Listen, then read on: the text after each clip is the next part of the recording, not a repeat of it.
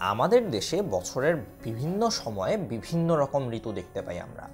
কখনো আমরা অনেক গরম দেখতে পাই, কখনো কিংবা আমরা দেখতে পাই যে অনেক সুন্দর প্রকৃতি, চারদিকে কাশফুল, আবার কখনো অনেক বৃষ্টি হয়। কখনো বন্ধুরা আমরা দেখতে পাই যে ধান তোলার মৌসুম হয়েছে, কখনো দেখতে পাই তীব্র শীত লাগছে আমাদের, আবার কখনো চারদিকে সুন্দর প্রকৃতি থাকে, পাখিরা গান গাইতে থাকে। এই রকম বন্ধুরা আমাদের বছরের বিভিন্ন সময় বিভিন্ন রকম ঋতু দেখতে পাই, এবং এই জন্যই আমরা আমাদের দেশকে বলি ষড় ঋতুর দেশ, যেখানে 6টি ঋতু রয়েছে। জলবায়ু বলতে কি বোঝায় বন্ধুরা?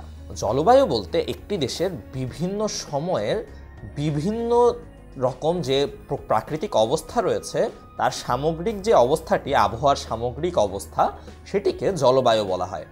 এবং বাংলাদেশ বন্ধুরা ষড় ঋতুর দেশ, কিন্তু আমাদের দেশের এই আবহাওয়া অর্থাৎ তাপমাত্রা, বৃষ্টিপাতের উপর ভিত্তি করে আমাদের জলবায়ুকে প্রধানত 3টি ভাগে ভাগ করা যায়।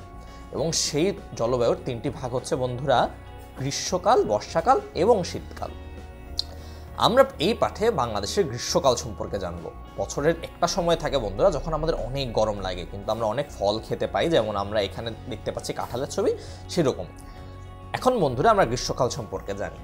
আমাদের দেশের মার্চ থেকে মে মাস পর্যন্ত গ্রীষ্মকাল থাকে, এবং এই সময় তাপমাত্রা 35 ডিগ্রি সেলসিয়াস পর্যন্ত হয়, এবং আমাদের অনেক গরম লাগে, তাই না বন্ধুরা? এবং কোনো দিন তাপমাত্রা 35 ডিগ্রি সেলসিয়াসের থেকেও বেশি হয়। এবং এই বছরের সবচেয়ে উষ্ণ মাস অর্থাৎ গ্রীষ্মকালেরই সবচেয়ে উষ্ণ মাস হচ্ছে এপ্রিল মাস।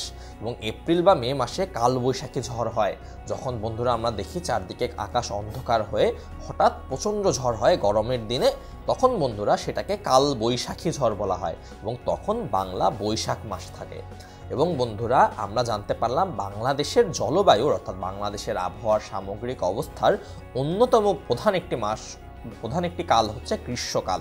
এবং এই গ্রীষ্মকালে বন্ধুরা অনেক গরম থাকে, এবং এর সময়কাল হচ্ছে মার্চ থেকে মে মাস পর্যন্ত। পরবর্তী পাঠে আমরা বাংলাদেশের জলবায়ুর বাকি 2টি ভাগ সম্পর্কে জানব।